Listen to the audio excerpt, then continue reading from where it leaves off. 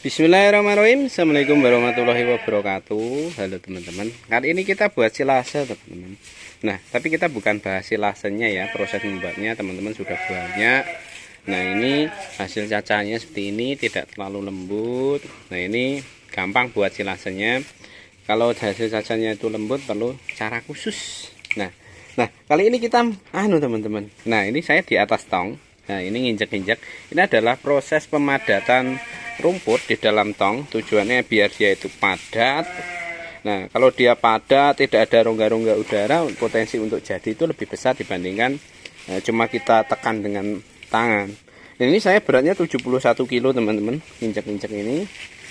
Nah, kita pindah ke sini lagi. Pastikan teman-teman kalau buat silase itu diinjek-injek kayak gini ya. Injek-injek kayak gini.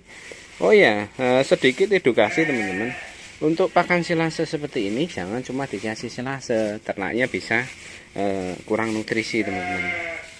Jadi kalau mau ternaknya itu sehat, misal breeding, kemudian anaknya bagus, tidak prematur, misal tidak keguguran itu malah bahaya lagi. Nah, itu kita perlu penambahan bahan pakan tambahan teman-teman, atau disebut pakan penguat. Nah, pakan penguat itu sendiri apa sih mas? Bisa konsentrat, kemudian teman-teman nanti dimix lagi, ditambahi polar, ditambahi bahan lain, biar harganya jauh lebih murah, kemudian nutrisinya nambah, isinya nambah. Kalau hanya sekedar silase seperti ini aja tetap nanti kurang teman-teman, dia kurang, sangat kurang sekali. Karena problem dari silase ini nanti kalau untuk breeding, kalau cuma silase loh ya, itu sangat rawan dengan prematur, sangat rawan dengan keguguran, karena balik lagi, karena nutrisi yang masuk itu kurang, tidak bisa mencukupi untuk cempe yang ada di dalam kandungan atau perut ya. Jadi silase yang salah siapa? Yang salah yang ngasih makan teman-teman. Silase nggak salah, ini cuma nasi kok. Ibarat kita makan nasi berbulan-bulan, nah itu apa yang akan terjadi dengan kita, nah, kayak gitu.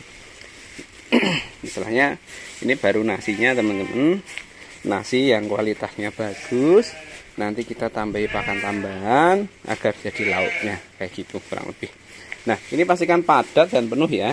Nanti setelah penuh, ini atasnya dikasih bekatul aja, dikasih bekatul sekitar setengah kilo lah. Ya kalau nggak bekatul apalah yang kering kayak gitu aja. Habis itu ditutup, kasih plastik, baru di klem.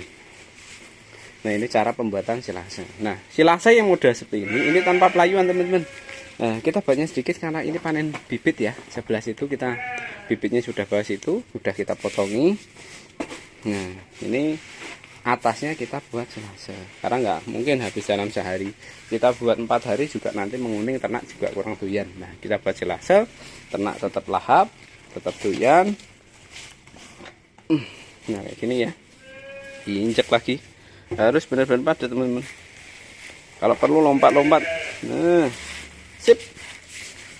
Nah, jadi kalau masukin kayak gini baiknya itu 2 orang, jadi enggak naik turun capek teman-teman.